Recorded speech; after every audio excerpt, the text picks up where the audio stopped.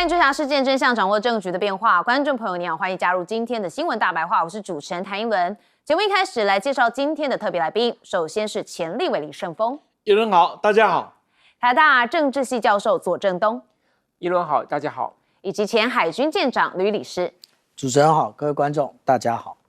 好，首先还是带大家来关心川普哦。川普不用做美国梦，因为很多人原本都有个美国梦，那他做什么呢？他做白日梦。好，我们来看他做什么白日梦哦。首先呢，他是有讲到嘛，这个最重要就是月底会不会跟习近平来见面哦？那如果见面的话，他有说，我们会谈台湾的议题哦，说台湾是中国眼中的苹果。好，说在涉及台湾跟其他议题上面哦，他认为会和睦共处。好，说美国目前是全球最强大的军事力量，无论哪一方都是最强，没有人敢轻举妄动。好，那当然哦，他后来哦又马上的话锋一转，又讲到说跟习近平的这场会面有可能会取消哦，所以他就说了，我们将会有一份公平协议，认为这次的会谈会非常成功。那他也说，很多人都是引颈期盼，确实一轮也非常期待会谈什么，但他又说，会谈也许不会发生，情况可能有变。他说，有人可能会说，我不想见面，气氛太僵了，但实际情况并不糟糕。所以不少人是解读说，该不会川普又塌口了吧？会见习近平是不是还没做好准备？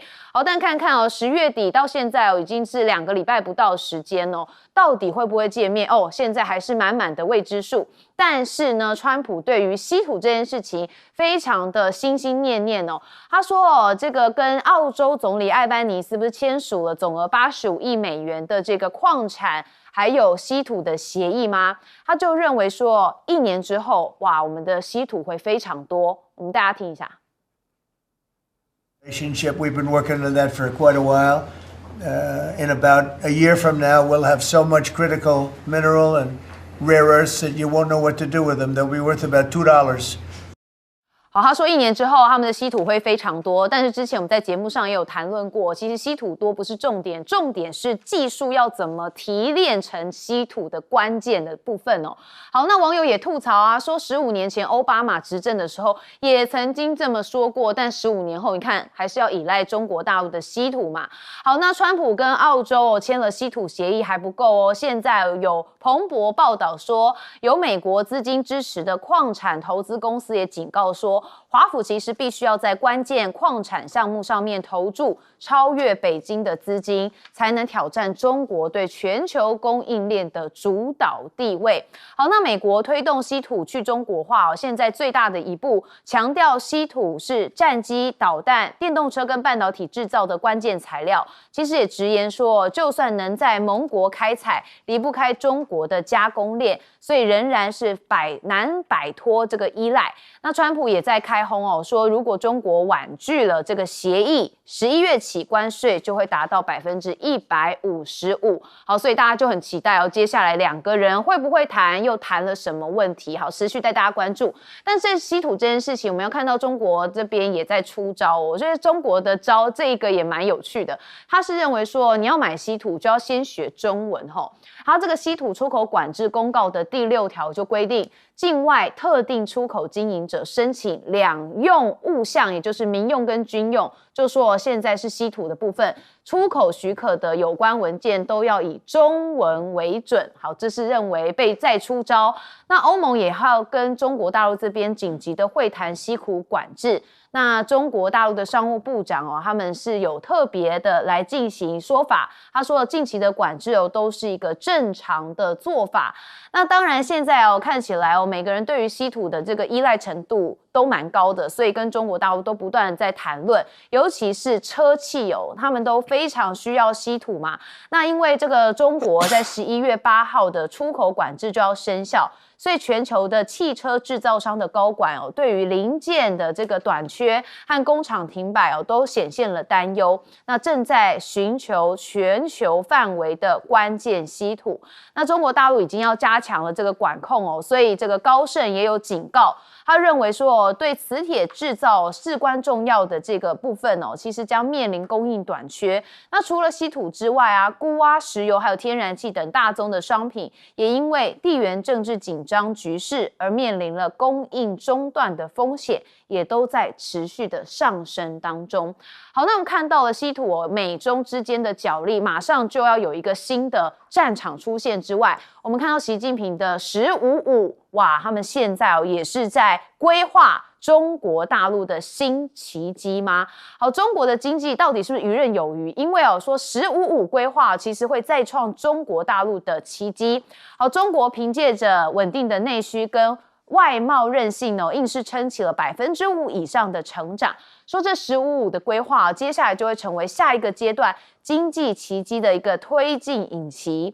好，那香港的这个学者也认为说，中国大陆的“15+5”规划主导的是第4次工业革命，而且要跟的就是美国平起平坐。好，这是香港城市大学教授他说这次部署重中之重就是以人工的这个智慧为主导的第4次工业革命。那这一次的人工智慧的革命当中中国不再是追随者他们要至少是跟美国平起平坐，而且在某些方面还要成为领导者。所以在“15+5”的计划这个对岸看起来他们是有一些决心的，那至少在产业上面要有一些新的奇迹发生。好，我们还是要谈到的川普白日梦，因为他的白日梦很多嘛，那跟习近平会面也是他非常心心念念的，但是他又说有可能不会，可能会取消，所以大家现在有点跨龙博。我们先问顺峰委员，看不懂它是合理，看得懂它才奇怪啊。全世界现在它最大的特点就是它是处于不稳定的状态它有几个特色，我们慢慢来讲。第一个特色叫吹牛假如吹牛要抽税它一定会破产。就不要被说什么，第一个说我的稀土从明天开始以后会用个不完，坐在旁边的没有个人相信，只有他自己讲。因为这主持人讲的一样，稀土不是世界非常多，说怎么炼嘛？炼是需要花时间的。它不是用钱进去就可以，它是要花时间、花代价的。还有技术，这就是花时间、花代价。那这个中国大陆，它过去它已经付了代价，才有今天这个结果。所以吹牛就让它吹吧。他的 taco 就跟章鱼差不多，叫做 taco 一样这个天天你就看他转，你想他今天面对的对象是谁？4月2号之后，他这还没有感觉吗？他不是日本不是韩国甚至不是欧盟。他过去商业成功的习惯里，就以大压小，所以先讲恐吓的话，然后呢极限施压。这个我们舰长最喜欢拿他的谈判艺术出来给大家看的，叫极限施压。那问题，你的对象是谁？就是说我能去施压这个黄仁轩吗？我没有能力嘛。我施压的对象是能力比我弱，或是差不多但是小一点的人嘛。但是能力跟我一样，甚至比我大的人，我还有脖子被他卡着人，谁跟谁施压这我讲这个有时候伟大的国际政治你只要用人之常情来看就知道了。从真正的这是不通的事嘛。所以到现在为止，你们可以发现，就看到川普拉丢等他讲这等他，那到现在为止，习近平讲过话吗？中国政府讲过话吗？这两边在对决就好像拿着那个武士剑客要比赛，一个是木鬼波，另外一个还在那边等着他，就等待一个空档，拔出来砰一声就把他干掉了。我们不是武侠小说都是这样写的吗？不，真的没有什么伟大的道理，用人之常情来看你就知道了。再过来看中美的问题，不在于关税有多少，也不在于稀土要不要管制，那是技巧性的问题。从新德里这个马德里会议之后，我们就可以发现到了，这当时的何立峰撂下的那一句话，本来要3天2天就结束了嘛？为什么？他说现在我们最重要是中美之间的框架要先建立，什么意思？中美之间有这么多的哩哩啦啦的问题，你来一拳，我来一脚，什么时候会有结论？永远就在那边扯来扯去。所以中国大陆要么就我们一臂齐攻一役，那就是中美之间竞争继续建在一个框架上，在这个框架里面斗而不破为好，在这个框架里面我们大家互相可以讨论的框架，这个框架定了，一切都好做。这个框架是什么？那我们再来看看川普讲的，会把台湾问题拿出来讨论。这个框架是什么？这个框架就是兰德公司对美国的几个建议嘛。这个建议里面，其中有一条就是对台海的建议，是美国要激励中国用稳健而和平的方法解决统一的问题。这是美方的智库，而且是相当重要的智库，兰德公司提出来。这一些里面都告诉我们一个事情，就中美之间已经进到了台湾被放到桌上的问题上来了。今天中美之间的问题，台湾的问题能够解决，我中国大陆开放更多的条件，市场给你准入，没有问题嘛。但是我们之间有一个定时炸弹摆在那里，你叫我怎么开放呢？定时炸弹拆除了，所有的事大家就好说。这一点呢，可能川普比较对。最后我讲一个，就是1515计划的问题，请大家特别注意。过去大家都认为这是老共的宣传啊，公共年了，是不是？结果他们从215到225这10年当中，发现中国制造是真的。回去一看，13计划、14计划的达成率是95%，所以大家就发现155的计划必须要注意了。野村证券、金融时报、经济学人报都已经对这个155提出机关的重视，这是在这之前西方从来没有过的。好，我们接着问教授。好，首先我们看到，其实这个稀土的这个战争呢，最后其实就是在这个出口管制这个制度上面，双方要摊牌。因为美国当然出口了不少东西，中国大陆也是迫切需要的，包括像乙烷了，之前这个川普也用过了。那同样的，中国大陆的稀土出口到美国，美国以及其他西方国家也会有一些电子产品出口到中国大陆，那是中国大陆需要的。所以如果双方停止了稀土的交易，那么中国大陆同样也会受害。但是反过来说，没有了中国大陆的稀土，美国这些产业也会停摆。特别是现在欧洲很着急，为什么呢？因为欧洲现在要援助乌克兰，要增加它的军工生产，军工生产都需要靠稀土。所以这是为什么大家会对这个稀土这么焦虑的原因。它不只是一个经济的问题，甚至已经是牵涉到安全的问题。那么因此最后我看这个问题的解决方案，可能最后还是通过谈判，就是把美国对于中国大陆的这个出口管制一起拿出来谈。因为解决出口管制对于促进外商，特别是美商在中国大陆的投资是有绝对直接的帮助。那当然我再看一下这个澳洲这个也非常有趣，因为澳洲的确是有不少的稀土啊，那可能是仅次于中国大陆全世界第二大的这个生产地。那么现在马上说已经要开始启动了2个计划，一个是在澳洲的北方，另外一个是在澳洲的西南方。那在西南方这个地方生产的是镓这个地方的镓，据说有全世界1/10的产量。那当然，它直接相关的就是军工产业，所以这个会是最快启动的。那双方也都同意，就是说未来6个月要投资10亿美元啊，双方各投资10亿美元。而且美国的进出口银行已经向澳洲的7个公司都这个签了这个所谓备忘录，那准备要提供贷款，那来这个开启双方的这个合作。所以我觉得澳洲这个部分应该会启动得很快，但是问题是它多久可以有产出啊？这个当然这个才是最大的问题嘛。因为你第一个，你开采了以后，你开采的时候要得到政府的许可，执照本身是一个问题。你这个执照本身就有环评啊，因为稀土的生产本身它对环境是可以带来非常大的污染的。再来第二个就是你那个投产之后你那个要达到你的那个你所需要的那个程度，那可能也是需要一段时间去让它的生产流程那个搭配上你的这个实际上使用的需要。所以从这个取得执照开始投产，产出来符合你的需要，这个真的是需要一个比较长的时间。所以这个是澳洲最要面临的问题。当然最后一个就是价格问题，因为过去稀土太便宜，所以你现在要能够跟中国大陆的稀土竞争，那你又要能够让这些工厂能够赚钱，企业能够赚钱，所以他们现在都有地板价。但是这个地板价最后谁来付款，我觉得这个都是未来要面对的一个挑战。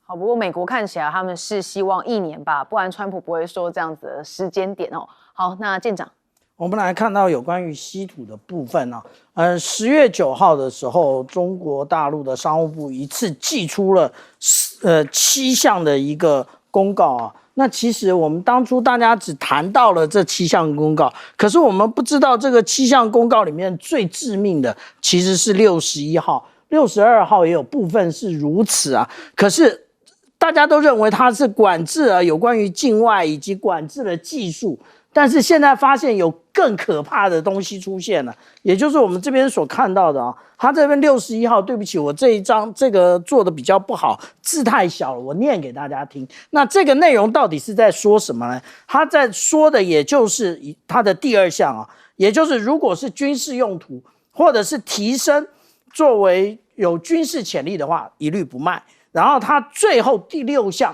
的时候，他特别提到啊，你必须要使用中文文件为主，一使用中文文件，糟了。这些人通通都要用中文，而且他还有另外一个追加的，也就是必须使用WPS， 也就是中国大陆的国产那个金山文档所出的这个 WPS 的这个软体。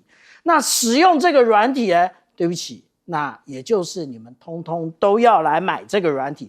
所以我们这样讲啊，现在中国大陆的作为已经是从刚刚盛峰老师讲到的中国制造变成了中国标准了。现在我中国立下这个标准，对不起，你们通通只能来跟随啊，那你们没有其他耍花样的一个机会。那我们当初一直在讲啊，说我们台湾到底要什么时候才能拿到那个我们买了很久，然后这是川普 1.0 的时候，那他所要提供我们的 F-16 Viper 啊，那大家拍了照，这就是跟随台湾最厉害的，也就是什么都剪彩，什么都开一个记者会。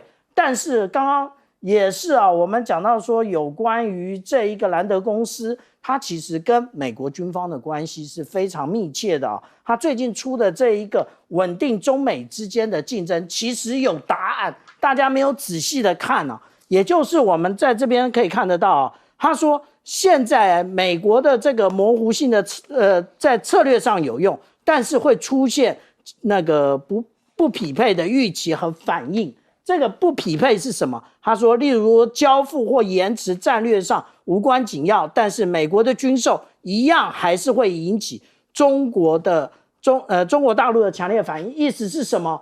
他不交货，其实不是做不出来，而是战略上的运用啊。他说，其次，中美两国在策略上面有一个不对称，华盛顿也就是美国注意的其实是如何处理这个程序是什么，但是北京特别注重的是结果，尤其是台湾统一的部分。所以我们这样子讲啊，如果从这里面来看，这一个也就是川普说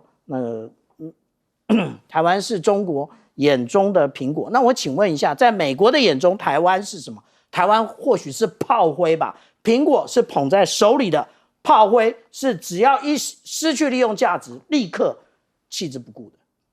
好，所以这就是大家很关心的问题哦。所以到底台湾会不会成为川习会上面的议题呢？我们看看10月底两人到底要不要见面。休息一下，马上回来。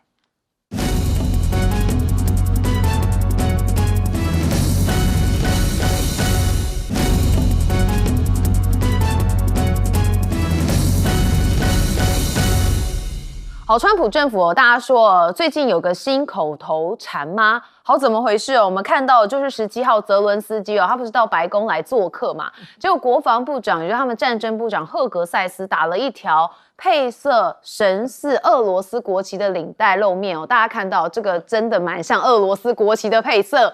好，所以呢就有记者问了部长说，以前是否有系过这条领带？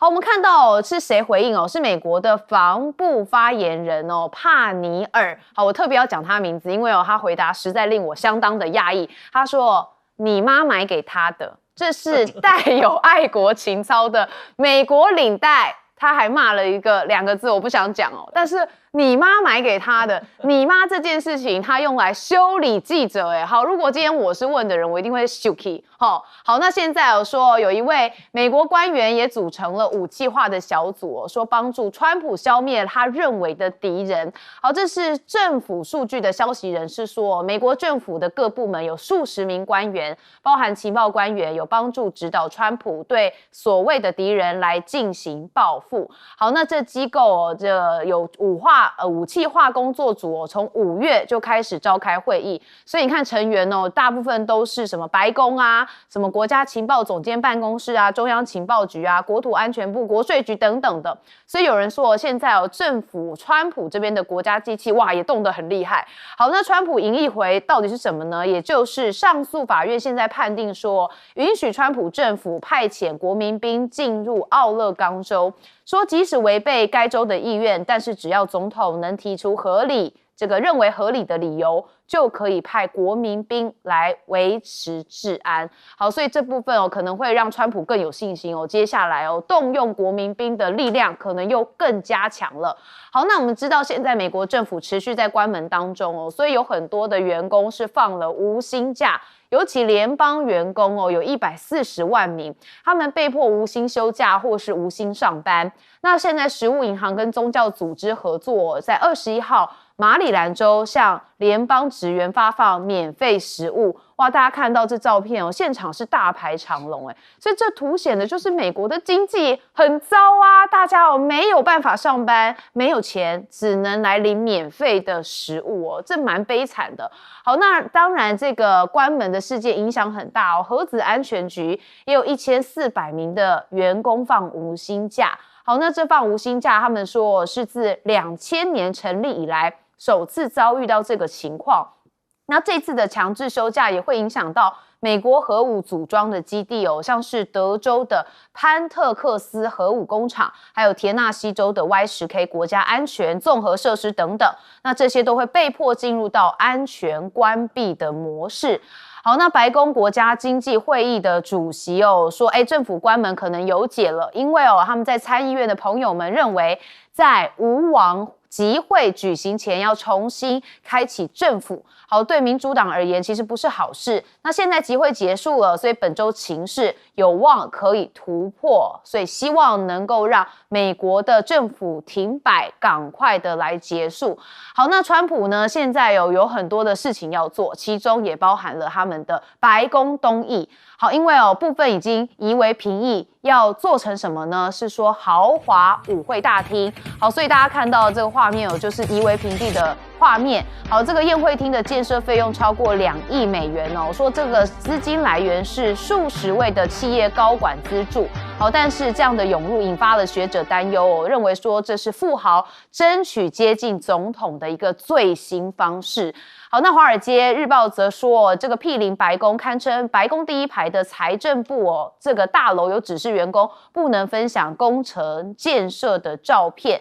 好，那现在因为这个已经开始动工了嘛，所以川普就说，其实每一个总统都有这样的梦想150多年来都希望能在白宫建造一个宴会厅。那现在我做到了，我很荣幸可以成为率先真正推动这项急需工程的总统。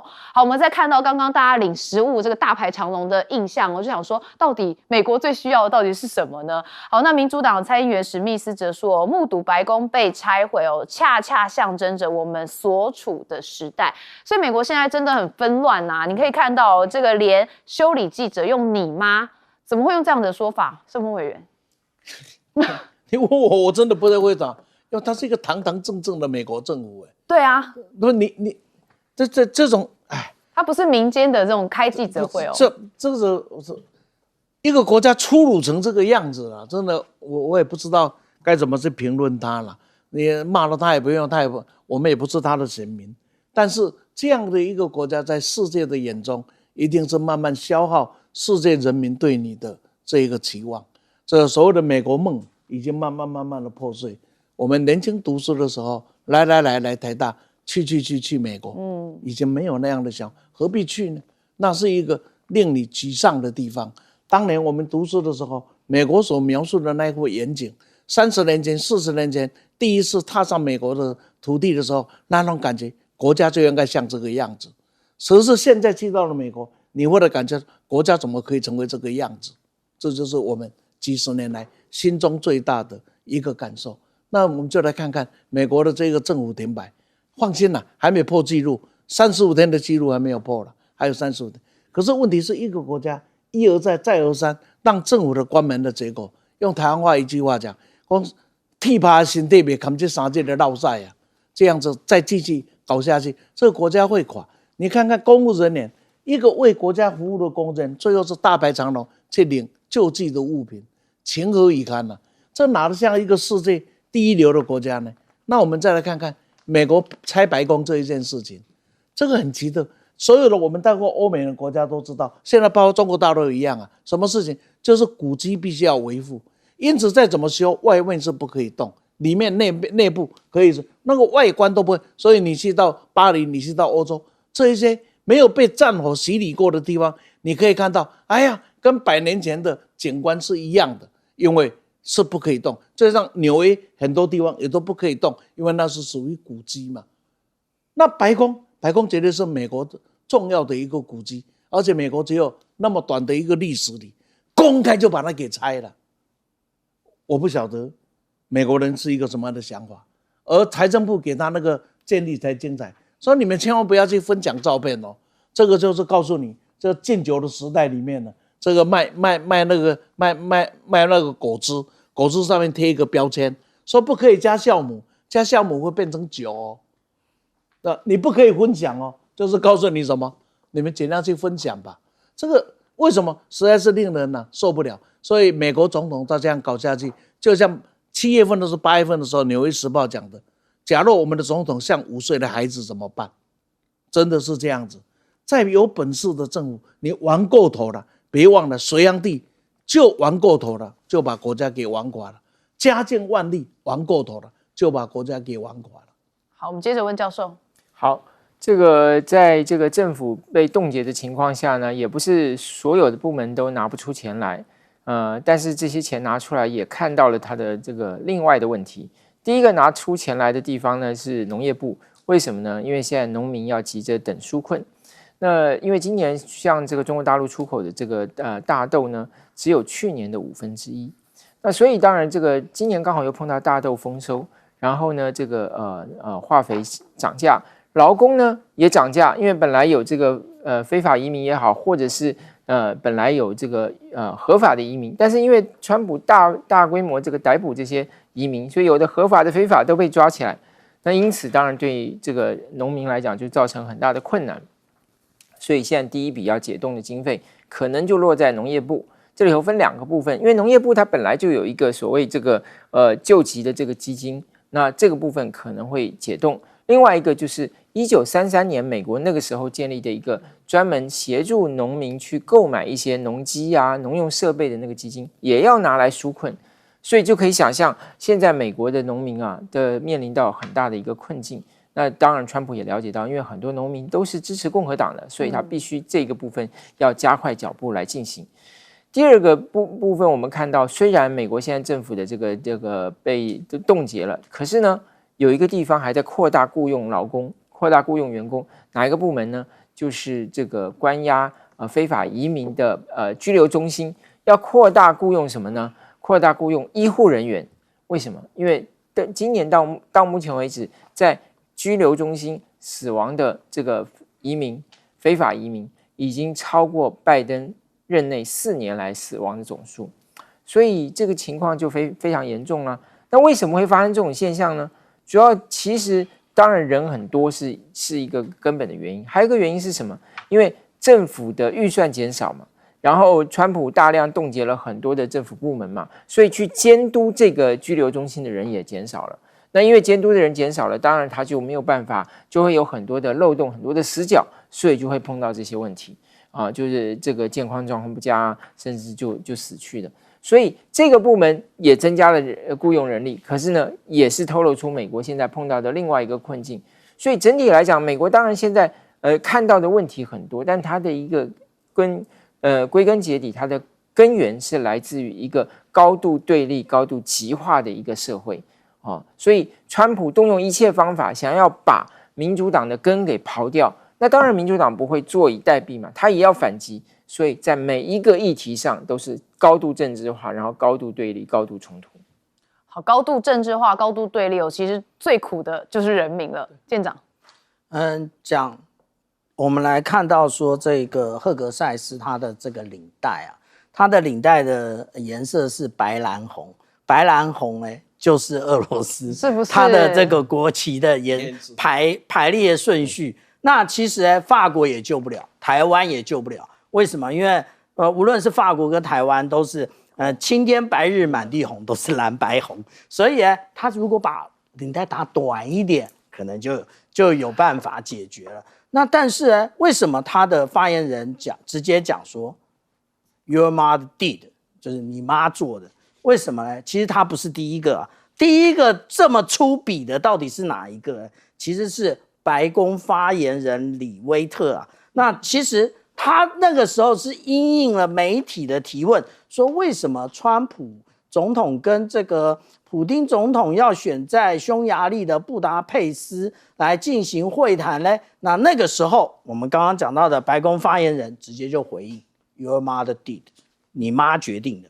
那意思是什么？意思也就是现在白宫没有办法把这一个实况告诉大家的，或者是无法解决它本身的尴尬的问题，他就用粗鄙来回应那这个粗鄙呢，其实只是开始而已。我们看刚刚讲到的，也就是这个跨部门武器化，那个就是卑劣了。为什么？也就是他现在开始公报私仇，也就是把他之前无论是他被弹劾或者是刑事起诉或者是说他什么俄罗斯干预什么这些相关的部门全部点名，全部来一个那个清洗，所以这个才真正叫清洗也就是包括了白宫，还有国家情报那个总监办公室、中央情报局、司法部、国防部、FBI、国土安全局、国税局，还有联邦的通讯委员会，这是不是大清洗对就是你敢为难我川普，为难我川建国同志，你就倒大霉了，我一定追杀你。但是不要得意的太早，为什么？因为他现在搞这一个有关于白宫宴会厅的部分还有很多的部分，其实他都让这些企业来捐款，是不是？我们现在不知道美国的法令是怎么样约束的，未来等到他卸任之后，他没有这一种优势的时候，会不会被下一任总统清算，我们还不清楚。好，那也要下一任是民主党才有可能，我共和党不一定啦，因为共和党里面其实内部的纷争也很多。好，我们休息一下，马上回来。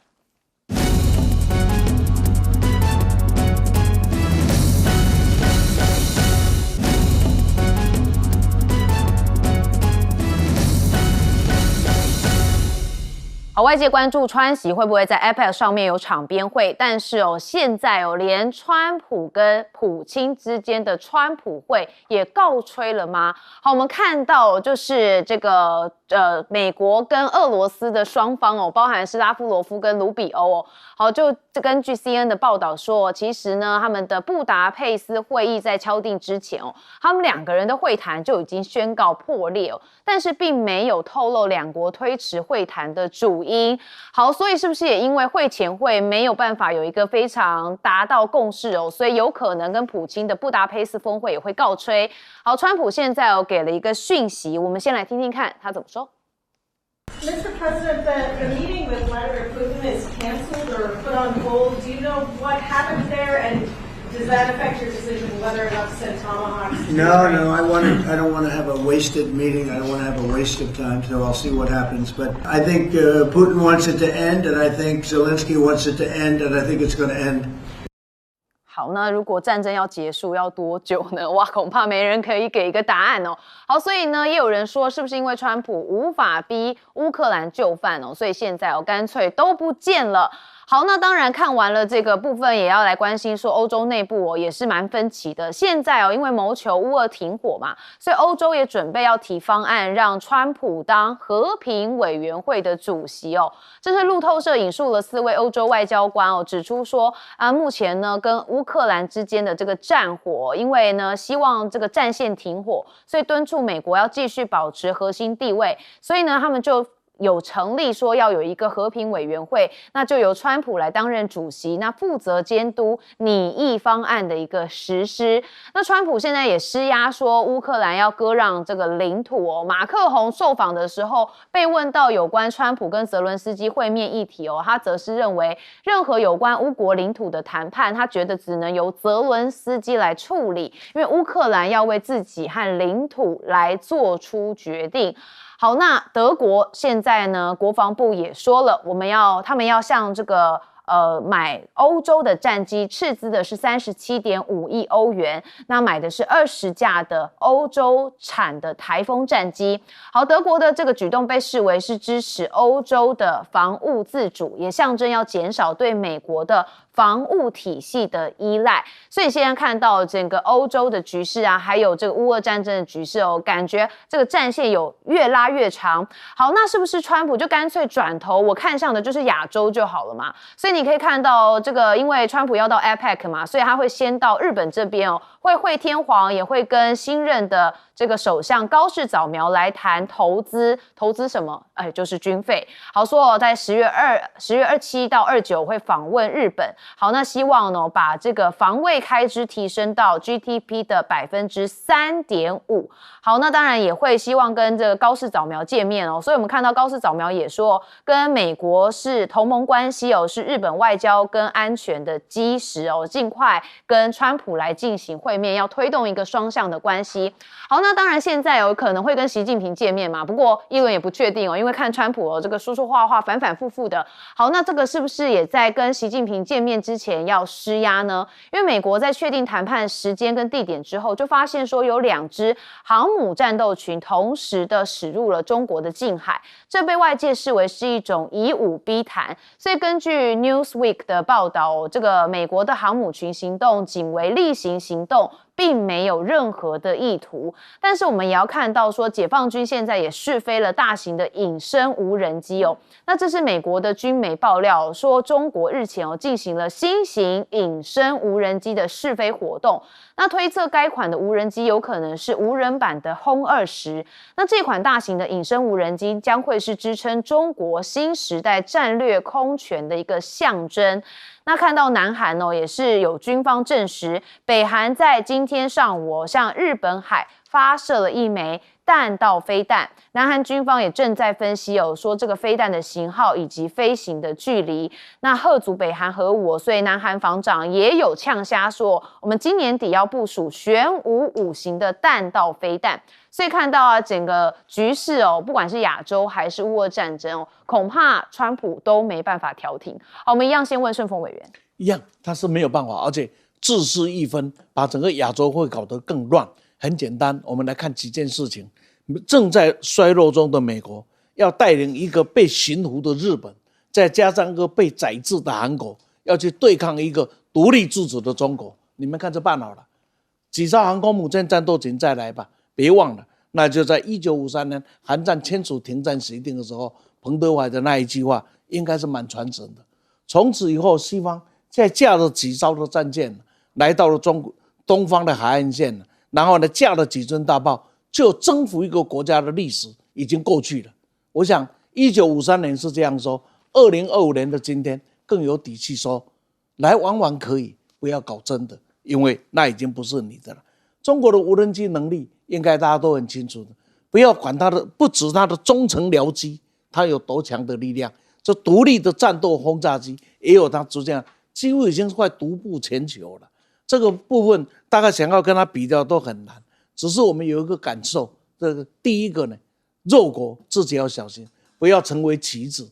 乌克兰，当你甘愿成为棋子的时候，你就必须要知道你的命运随时会被宰制。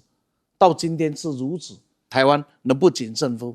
日本也不要这么摇过久，因为这是一个少数决定的我们讲叫苟合政权，这维新会跟自民党要折在一起，就像当年的社会党跟自民党合起来，日本把它叫做苟合政权了，一样的道理，这也是苟合政权。这能够撑多久？撑不久，撑不久就好好把内部给搞好，不要在这里来搞事。记住一件事啊，高事你事，那就是台湾有事，没有你日本的事。好，所以委员是认为这个部分像是日本跟对中国大陆的态度其实还是有待观察。好，我们接下来问舰长。有关于航空母舰打击群为什么会齐聚在这个中国大陆的沿海附近其实很远了。第一个尼米兹号打击群尼米兹号打击群之前在哪里？它之前在波斯湾这边，它现在看起来波斯湾已经没有像之前那么紧张了。那当初尼米兹号来也只不过要环游世界而已。为什么？因为 join the Navy to see the world， 加入海军环游世界嘛。而且最真正的原因是尼米兹号明年就要除役了。那现在中东已经没有那么危险的时候，它就是我们讲到美国海军所提的，这是一个例行任务。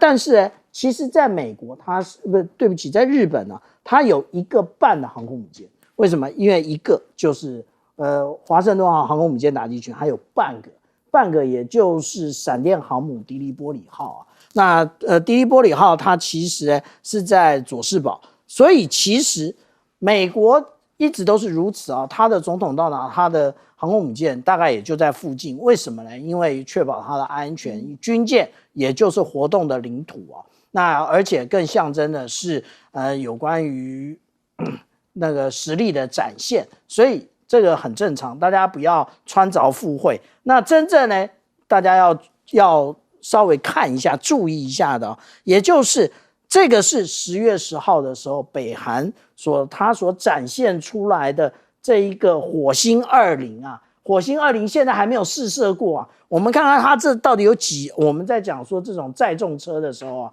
那个它其实是我们来讲，这是下面是几轴它是11轴，而且它是固态的燃料它不是液态那我们接下来看跟它对呛的是谁？也就是南韩的这个玄武5型的这个那个弹道飞弹，但是它几轴呢？对不起，它只有9轴所以我们讲到说下面的这一个，我们刚刚讲到说这个火星20，大家也研判它大概就是15000公里。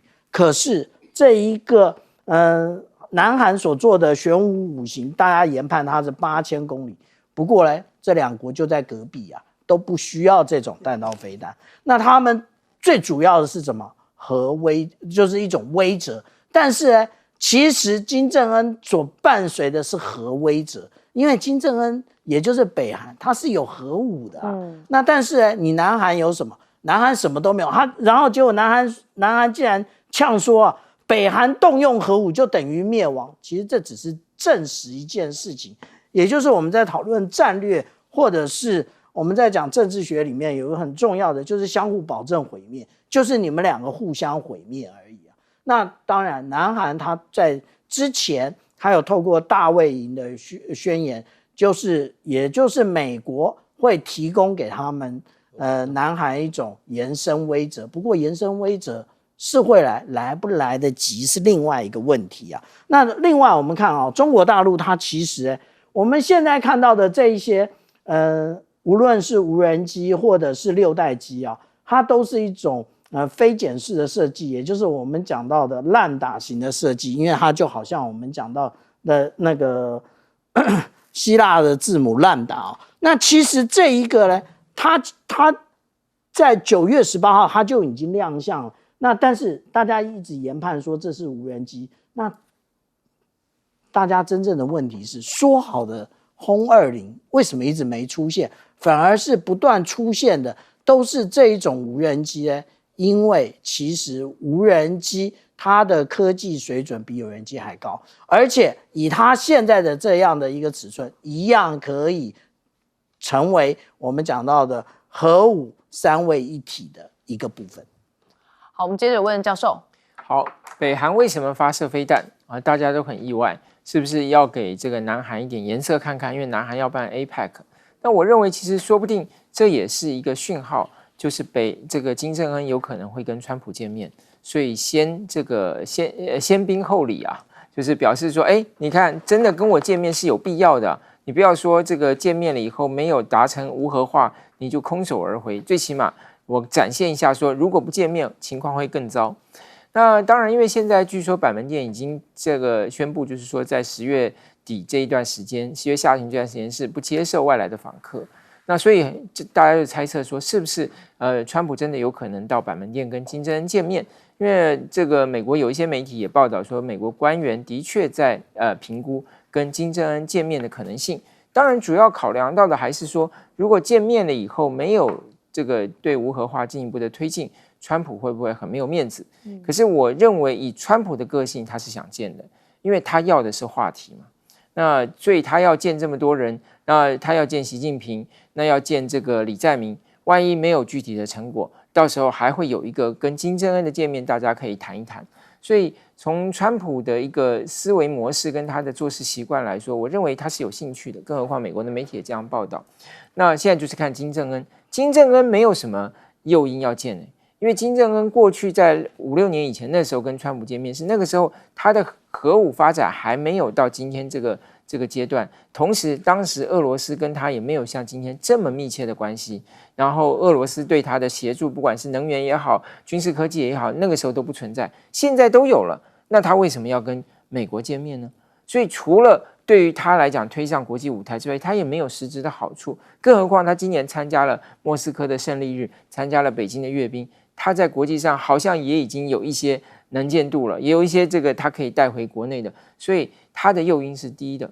那当然，剩下最后一件事情还是他希望改善这个北韩被制裁这个情况，因为北韩被制裁，所以使得他整个经济情况呢是完全被孤立，能源的需要以及他整个对外贸易的开拓，这个他还是需要的。所以我认为，当然他还是看到这个跟这个川普见面的好处。当然，最担心的、最不安的恐怕就是李在明了。